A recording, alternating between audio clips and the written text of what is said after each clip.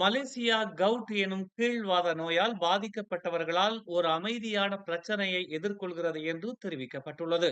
இது தொடர்பாக பாதிக்கப்பட்டவர்களின் எண்ணிக்கை தொடர்ந்து அதிகரித்து வருவதாக எச்சரிக்கப்பட்டுள்ளது.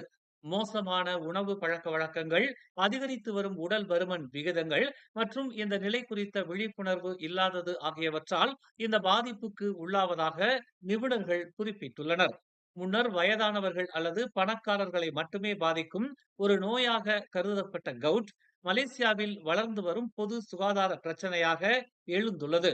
தென்கிழக்கு ஆசியா முழுவதும் 43,50,000 கவுட் நோயாளிகள் இருப்பதாக சன்வே மருத்துவ மைய ஆலோசகரும் வாத நோய் நிபுணரும் மருத்துவ நிபுணருமான டாக்டர் லிடியா போப் தெரிவித்துள்ளார்.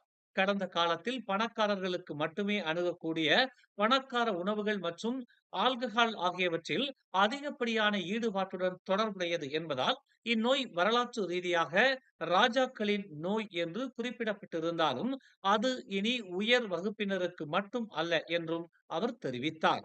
மேலும் செய்திகளை தெரிந்து கொள்ள தமிழ் மலர் நாளிதழை பாருங்கள். உடனுக்குடன் செய்திகளை தெரிந்து கொள்ள தமிழ் மலர் இணையதளம், தமிழ் மலர் செயலி மற்றும் மலர் டிவி யூடியூப் சேனலை வலம் வாருங்கள். எங்களோடு இணைந்திருக்க மலர் டிவியை பதிவு செய்து கொள்ளுங்கள்.